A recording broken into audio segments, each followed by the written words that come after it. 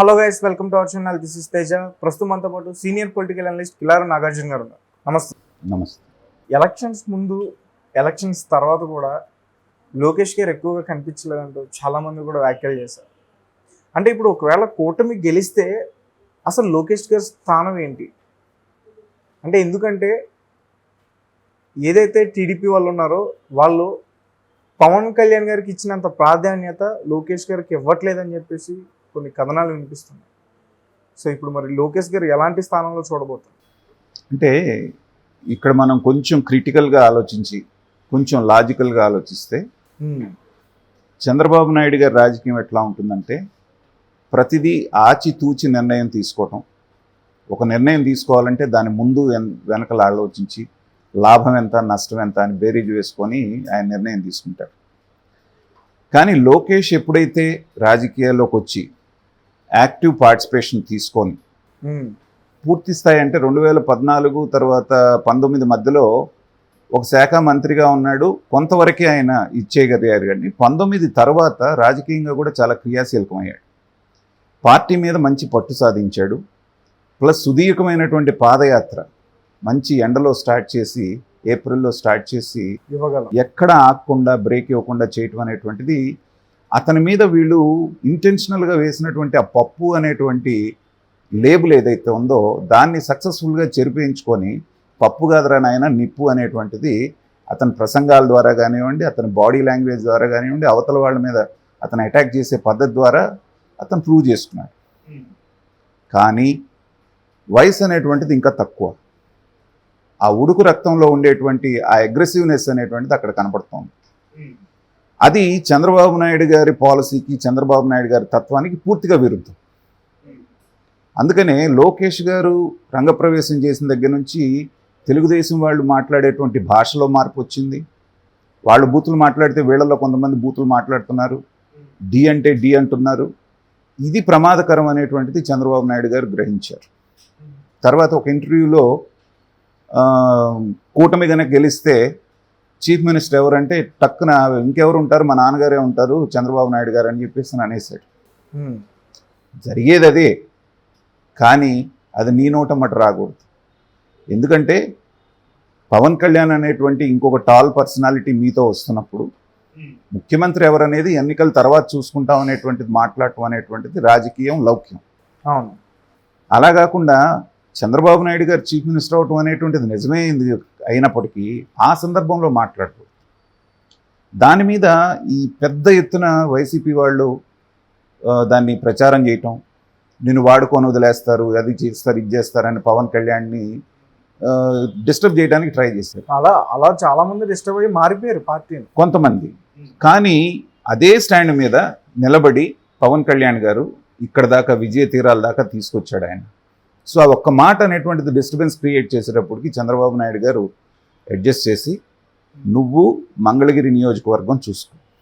ఎందుకంటే ఈసారి మంగళగిరిలో కూడా లోకేష్ కనుక ఓడిపోతే తన రాజకీయ జీవితమే ప్రశ్నార్థకం అవుతుంది.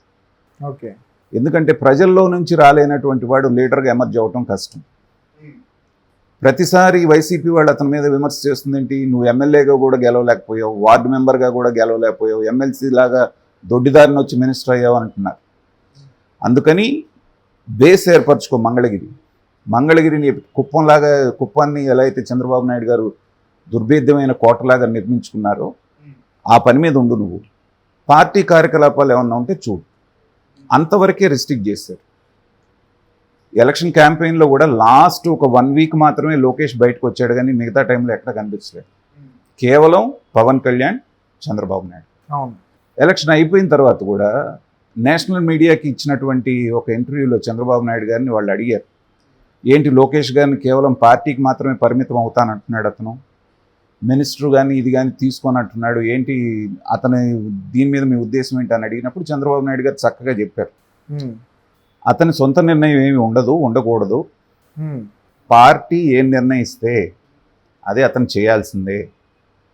అంటే నేను కేవలం పార్టీకే పరిమితం అవుతాను, వాళ్ళు ఎవరు ఉంటే వాళ్ళ మీద రివెంజ్ తీర్చుకుంటాను, లేకపోతే నా దగ్గర రెడ్ బుక్ ఉంది, ఇలాంటి ప్రమాదం ఉంది. అందుకని చంద్రబాబు నాయుడు గారు ఏం ఆలోచిస్తున్నారంటే ఒక రెస్పాన్సిబుల్ పొజిషన్లో కనుక అతన్ని ఫిక్స్ చేస్తే అది అతనికి ఒక బాధ్యతగా దాన్ని నిర్వహిస్తాడు. తర్వాత ఇప్పుడు చంద్రబాబు నాయుడు గారి మీద ఉన్నటువంటి అతిపెద్ద బాధ్యత ఏంటంటే పవన్ కళ్యాణ్ గారికి సముచితమైనటువంటి గౌరవ స్థానం ఇవ్వటం. ఎందుకంటే ఇంత భారీ ఎత్తున ఇంత ఊపు వచ్చింది అంటే చంద్రబాబు నాయుడు గారు జైల్లో ఉన్నప్పుడు పవన్ కళ్యాణ్ గారు ఇచ్చినటువంటి మోరల్ సపోర్ట్, ఓట్ల రూపంలో అది ఎంత వస్తుంది లేదనేది పక్కన పెడదాం, కానీ ఆ టైంలో అతను నిలబడ్డటువంటి పద్ధతి చూసినప్పుడు న్యూట్రల్గా ఉన్న మాలాంటి వాళ్ళకు కూడా ముచ్చటేస్తుంది. ఎందుకంటే అక్కడున్న అవకాశాన్ని ఉపయోగించుకొని మనం ఎంత బార్గెయిన్ చేద్దాం, లేకపోతే మనకి హై హ్యాండెడ్నెస్ ఎలా నిరూపించుకుందాం అనుకుంటాడే కానీ రాజకీయ నాయకుడు అలాంటివి ఏమీ మనసులో లేకుండా ఈ సమయంలో నేను చంద్రబాబు నాయుడు గారికి తెలుగుదేశానికి నేను అండగా నుంచోవాలనేటువంటి ఏకైక ఆ మోరల్ రెస్పాన్సిబిలిటీతో అతను నిలబడేటువంటి పద్ధతి పవన్ కళ్యాణ్ మీద ఉన్నటువంటి అభిప్రాయాన్ని జనంలో మార్చేస్తుంది. రైట్. అయితే ఇప్పుడు అతను అలా చేయడం మంచిదే అనొచ్చు టీడీపీ పార్టీకి, కానీ అతను భవిష్యత్తు రాజకీయాల్లో ఇలా చేయడం వల్ల అతనికి ఇబ్బంది అయ్యే అవకాశం ఉంటుందేమో. భవిష్యత్తు అనేది ఎప్పుడు ఉంటుంది? వర్తమానం ఉంటేనే కదా భవిష్యత్తు. పవన్ కళ్యాణ్ గారు 2019 లాగానే ఒక్కడే వెళ్ళాడు అనుకోండి, ఎన్ని సీట్లు గెలిచేవాడు? మళ్ళీ గతంలో లాగా ఒక సీటు కాకపోతే 3, 4, 5 గెలిచేవాడు. సరిపోతుందా?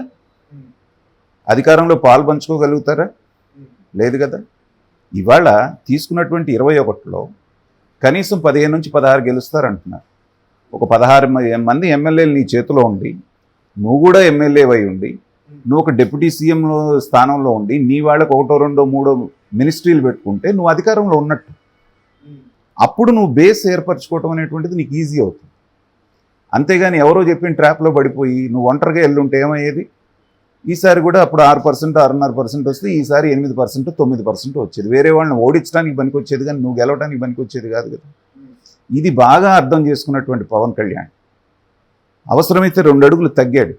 కారణం ఏంటంటే ఎట్టి పరిస్థితుల్లోనూ మనం అధికారంలోకి రావాలి, మనల్ని నమ్ముకున్నటువంటి వాళ్ళని గెలిపించుకోవాలి, 2 చోట్ల ఓడిపోయాడు అనేటువంటి అపప్రద నుంచి బయటపడి తను గెలిచి అసెంబ్లీలో అడుగుపెట్టాలి, అసెంబ్లీలో సముచితమైనటువంటి స్థానంలో అతను కూర్చోవాలి. ఇన్ని ఎజెండాలు పెట్టుకొని ఆయన తెలుగుదేశంతో పెట్టుకున్నాడు. వాళ్ళు సక్సెస్ అయ్యారు. తర్వాత ఏం జరగబోతుంది అంటే నాకున్న అనుభవంతో నేను చెప్తుంది ఏంటంటే ఈ 5 సంవత్సరాలు మాత్రం సీఎం మార్పు లేకపోతే లోకేష్కి ఇస్తాడా పవన్ కళ్యాణ్కి ఇస్తాడా అనేటువంటిది అసలు ప్రశ్నే రాదు. ఈ 5 సంవత్సరాలు చంద్రబాబు నాయుడు గారే చీఫ్ మినిస్టర్గా ఉంటారు. చేయాల్సిన అభివృద్ధి కార్యక్రమాలు మొట్టమొదటి ఎజెండా ఏంటంటే అమరావతి పూర్తి చేయాలి, పోలవరం కట్టాలి. ఓకే. ఇది కట్టిన తర్వాత నెక్స్ట్ ఎలక్షన్స్కి వెళ్ళేటప్పుడు మాత్రం నాకున్నటువంటి అంచనా ప్రకారంగా ఖచ్చితంగా పవర్ షేరింగ్ అనేటువంటిది అప్పుడు వస్తుంది నెక్స్ట్ టర్మ్లో 2029లో.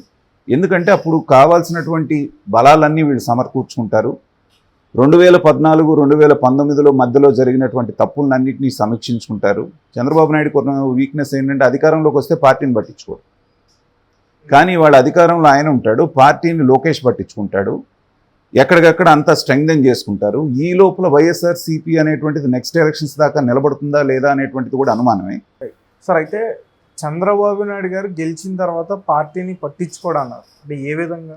అంటే తన కార్యక్రమాలు చేసుకుంటూ వెళ్ళటమే. కానీ కార్యకర్తలు ఏమైపోయారు, వీళ్ళు మన కోసం కష్టపడ్డారే, ఆస్తులు పోగొట్టుకున్నారే, కేసులు పెట్టించుకున్నారే, వీళ్ళకి ఏదో కాంట్రాక్ట్ ఇప్పించుకుందాం, ఇంకోటి ఇప్పించుకుందాం, చేద్దాం అనేటువంటి పాయింట్ ఆఫ్ వ్యూ ఆయనకు ఉండదు. దాంతో ఏంటంటే అవతల వాళ్ళు ఏదన్నా కాస్త బాగుండి మంచి మాటలు చెప్తే అటు వెళ్ళిపోతారు. దెబ్బతిన్న ప్రతిసారి అది జరిగింది. ఈసారి అది జరగకుండా కార్యకర్తలను కాపాడుకొని వాళ్ళు ఫైనాన్షియల్గా వాళ్ళని స్ట్రెంగ్థెన్ చేసుకునే పాలసీస్ కూడా ఆల్రెడీ డిజైన్ చేసుకుంటున్నారు వాళ్ళు.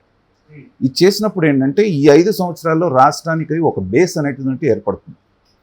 చంద్రబాబు నాయుడు గారి వయసు రీత్యా కూడా అప్పటికి 79 వచ్చేస్తుంది. వచ్చినప్పుడు నెక్స్ట్ జనరేషన్కి పాస్ ఆన్ చేసేటప్పుడు ఏంటంటే ఒక ఆరోగ్యకరమైనటువంటి ఒక ఫార్ములా తయారు చేసుకోవాలి వాళ్ళు. నెక్స్ట్ మళ్ళీ కూటమి కనుక అధికారం వస్తే పవన్ కళ్యాణ్ గారు ఇన్నాళ్ళు చీఫ్ మినిస్టర్, లోకేష్ గారు ఇన్నాళ్ళు చీఫ్ మినిస్టర్ అనేటువంటి ఫార్ములా అప్పుడు అప్లై చేసుకుంటారు. ఆ రోజున ఉన్నటువంటి పరిస్థితులు, ఎందుకంటే రాజకీయాల్లో ఎప్పుడేం జరుగుతుందో మనం చెప్పలేం. ఇవాళ బాగున్నవాళ్ళు రేపు మళ్ళీ మారొచ్చు, ఎల్లుండి ఇంకో రకంగా ఉండొచ్చు. కాబట్టి ఈ క్యాలిక్యులేషన్స్ అన్నీ వేసుకొని కూటమి అధికారంలోకి వస్తే చంద్రబాబు నాయుడు గారే చీఫ్ మినిస్టర్, ఇంకోటికి అవకాశం లేదు ఈ 5 సంవత్సరాలు. ఈ లోపల వీళ్ళిద్దరినీ ఎఫెక్టివ్గా ఎక్కడ వాడుకోవాలి, పవన్ కళ్యాణ్ గారిని ఎక్కడ వాడుకోవాలి, లోకేష్ని ఎలా వాడాలి, అల్టిమేట్గా ముగ్గురు కలిసి రెండు పార్టీల్ని బలోపేతం చేసుకుని ఈ కూటమికి ఎదురు లేకుండా ఎలా చేసుకోవాలి. కేవలం ఈ 5 సంవత్సరాలు ఈ ఎజెండా మీదే వర్కౌట్ చేస్తారు. ఆ తర్వాత జరగబోయే పరిణామాల గురించి అప్పుడు ఆలోచిస్తారు, కానీ ఇప్పుడు వాటి మీద ఏ రకమైనటువంటి ఆలోచన ఉండదు. కానీ గతంలో కంటే ఇప్పుడు చంద్రబాబు నాయుడు గారికి వచ్చిన అడ్వాంటేజ్ ఏంటంటే అప్పుడు ఆయన ఒకడే, ఇప్పుడు ఆయనకి రెండు బలమైనటువంటి చేతులు, ఒక పక్కన లోకేష్, ఒక పక్కన పవన్ కళ్యాణ్ రావటం అనేటువంటిది రాష్ట్రానికి మంచిది.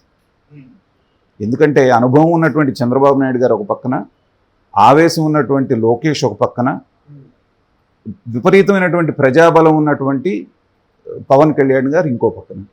ఒక రాజకీయ నాయకుడికి, ఒక రాజకీయానికి, ఒక పార్టీకి ఇంతకు మించి కావాల్సిందే ఉంది. అంటే అనుభవం ఉంది పవన్ కళ్యాణ్ గారు, చంద్రబాబు నాయుడుకి ఒప్పుకుంటాం సార్. ఆవేశం ఉన్న లోకేష్ గారు మంగళగిరిలో ఓడిపోయారు, ప్రజాబలం ఉన్న పవన్ కళ్యాణ్ గారు 2 చోట్ల ఓడిపోయారు. అది ఇద్దరు కలిసి చేసిన తప్పు మూలాన ఓడిపోయారు. అది ఇప్పుడు రియలైజ్ అయ్యారు. పవన్ కళ్యాణ్ గారు ఏమనుకున్నారు, నేను ఒంటరిగా వెళ్తే నేను 50 సీట్లు గెలిచేస్తానని ఆయన అనుకున్నాడు. పవన్ కళ్యాణ్ వెళ్ళిపోతే మాత్రం ఏముందిలే, మన బలం బ్రహ్మాండంగా మనం అమరావతి కట్టాం, పోలవరం కట్టాం కదా, గెలిచిపోతామని వీళ్ళు అనుకున్నారు. కాబట్టి ఇద్దరు 2 చోట్ల ఓడిపోయారు. ఇప్పుడు ఇద్దరికి కూడా రియలైజ్ అయ్యారు కాబట్టి మళ్ళీ పొత్తులోకి వచ్చారు.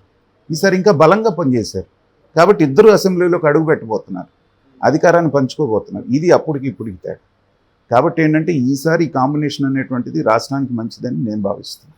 అయితే మనం వీళ్ళ గురించే మాట్లాడుకుంటున్నాం. మరి ఆ పార్టీలో ఉన్న సీనియర్ లీడర్స్ అచ్చెన్నాయుడు గారు కానీ, ముఖ్యంగా బాలకృష్ణ గారు కానీ, మరి వీళ్ళ పరిస్థితి ఎట్లా? బాలకృష్ణ గారు ఇప్పుడు ఎలా ఉన్నారో అలాగే ఉంటారు. ఆయన పాటికి ఆయన చిన్నపిల్లాడి మనస్తత్వంలో ఎప్పుడన్నా స్పీచ్ ఉంటే ఆవేశంగా మాట్లాడటం, ఒక క్రౌడ్ పుల్లర్గా ఆయన ఉంటాడు. అచ్చెన్నాయుడు పేరుకున్నా కానీ అది ఉత్సవ విగ్రహం లాగానే, ఎందుకంటే అధ్యక్షుడని పేరే కానీ ఆయన ఒక సీనియర్ పర్సన్గా యనమల రామకృష్ణుడు వీళ్ళందరినీ పెడతారు. కానీ ఎప్పుడో 40-45 సంవత్సరాల క్రితం పుట్టినటువంటి, 42 సంవత్సరాల క్రితం పుట్టినటువంటి తెలుగుదేశం పార్టీ కొత్త తరంలోకి చేతుల్లోకి వెళ్లాల్సినటువంటి సమయం వచ్చింది.